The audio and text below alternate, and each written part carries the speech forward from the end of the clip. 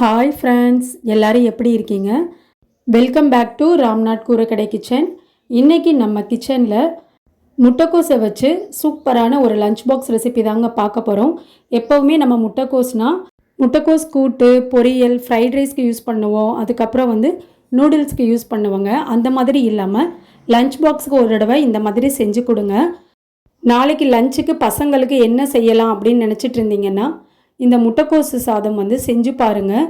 ரொம்ப சூப்பராக இருக்குங்க. கொஞ்சம் வித்தியாசமாகவும் இருக்கும். ஒர்க்கிங் போகிற உமன்ஸுக்காக இருக்கட்டும், பேச்சுலர்ஸ், பிகினர்ஸ் எல்லாத்துக்குமே டக்குன்னு செய்யக்கூடிய ஒரு ரெசிபிங்க. வாங்க எப்படி செய்கிறதுன்னு நம்ம வீடியோக்குள்ளே போய் பார்க்கலாம். இந்த ரெசிபி செய்கிறதுக்கு வடைச்சட்டியில் 6 டேபிள் ஸ்பூன் அளவுக்கு எண்ணெய் சேர்த்துட்டேங்க. எண்ணெய் நல்லா சூடானதுக்கப்புறம் 1 ஸ்பூன் கடுகு உளுத்தம்பருப்பு சேர்த்துக்கிறேன். கடுகு உளுத்தம்பருப்பு பொரியும் போதே நம்ம சீரகம் சேர்த்துக்கலாங்க. 1/2 ஸ்பூன் அளவுக்கு சீரகம் சேர்த்துக்கிறேன். சீரகத்து கூடவே வடக்கடலைப்பருப்பு 1 ஸ்பூன் அளவுக்கு சேர்த்துக்கலாங்க. வடக்கடலைப்பருப்பு சேர்த்து செய்யும்போது ரொம்ப டேஸ்ட்டாக இருக்குங்க நம்ம ரைஸோட கடிப்படும் போது. இப்போது வடக்கடலைப்பருப்பு நமக்கு ஒரு 2 நிமிஷம் போல் நல்லா பொரியணுங்க. கருக விட்டுற வேண்டாம். இந்தளவுக்கு நல்லா செவந்ததுக்கப்புறம் நம்ம பெரிய வெங்காயம் நீல வாக்கில் கட் பண்ணி வச்சுருக்கேங்க. பச்சை மிளகா 2 கீரி வச்சுருக்கேங்க. கொஞ்சமாக கருவேப்பிலை. பச்சை மிளகா உங்களுக்கு அதிகமாக வேணும்னா நீங்கள் சேர்த்திக்கலாங்க, உங்கள் காரத்துக்கு தகுந்த அளவுக்கு. இப்போ நம்ம சேர்த்திருக்க வெங்காயம், பச்சை மிளகாய் எல்லாம் ஒரு 4 நிமிஷம் போல் நல்லா வதக்கிட்டேங்க. இந்த அளவுக்கு கண்ணாடி பதம் வர அளவுக்கு வதங்கிடணும். இஞ்சி பூண்டு பேஸ்ட்டு 3/4 ஸ்பூன் சேர்த்துக்கலாங்க. இஞ்சி பூண்டோட பச்சை வாசனை போகிற வரைக்கும் ஒரு 2 நிமிஷம் போல் நல்லா வதக்கிக்கலாங்க. இப்போ நம்ம காய்க்கு தேவையான அளவு உப்பு சேர்த்துக்கலாம். 1/4 டீஸ்பூன் அளவுக்கு மஞ்சத்தூள் சேர்த்துட்டு நல்லா மிக்ஸ் பண்ணி விட்டுக்கலாங்க. ஒரு 2 நிமிஷம் போல் 1 கப் அளவுக்கு முட்டைக்கோஸ் சேர்த்துக்கலாங்க. 1/4 கப் அளவுக்கு க்ரீன் பீஸ் சேர்த்துட்டு நல்லா மிக்ஸ் பண்ணி விட்டுக்கலாங்க. தண்ணி எதுவும் சேர்க்க வேணாம். காயிலிருந்து இருக்க தண்ணியே போதுங்க. அடுப்பை லோ ஃப்ளேமில் வச்சுட்டு காயும் க்ரீன் பீஸும் நமக்கு நல்லா வெந்துடணுங்க. இப்போ நான் ஒரு 6 நிமிஷம் போல் காயை நல்லா வேக வச்சுட்டேங்க. இந்த அளவுக்கு காய் நல்லா வெந்துருச்சு பாருங்கள்.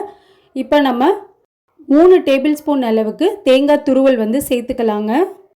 தேங்காய் துருவல் சேர்த்துட்டு ஒரு நிமிஷம் போல் நல்லா மிக்ஸ் பண்ணி விட்டுக்கலாங்க. இப்போ நம்ம வடித்து வச்சுருக்க சாதத்தை சேர்த்துக்கலாங்க. நான் சாதத்தில் ஏற்கனவே உப்பு போட்டு வடிச்சிருக்கேன், அதனால் உப்பு நான் சேர்க்கலைங்க. நீங்கள் சாதம் சேர்த்துட்டு தேவைன்னா உப்பு சேர்த்துக்கோங்க.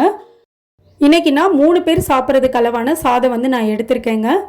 ஃப்ரெஷ்ஷான கொத்தமல்லி தழை சேர்த்துக்கலாங்க. சாதத்தை நல்லா மிக்ஸ் பண்ணி விட்டுக்கலாங்க. இப்போ பாருங்கள், இந்தளவுக்கு நல்லா சாதத்தை கலந்து விட்டாச்சு. அவ்வளோதாங்க, சூப்பரான முட்டைக்கோஸ் சாதம் ரெடி.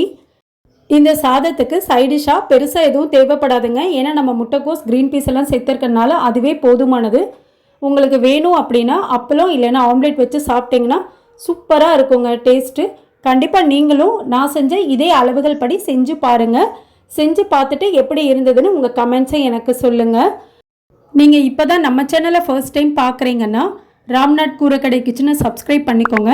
பக்கத்தில் இருக்க பெல் ஐக்கானையும் கிளிக் பண்ணிவிட்டு ஆல்ன்ற ஆப்ஷனை டிக் பண்ணிக்கோங்க.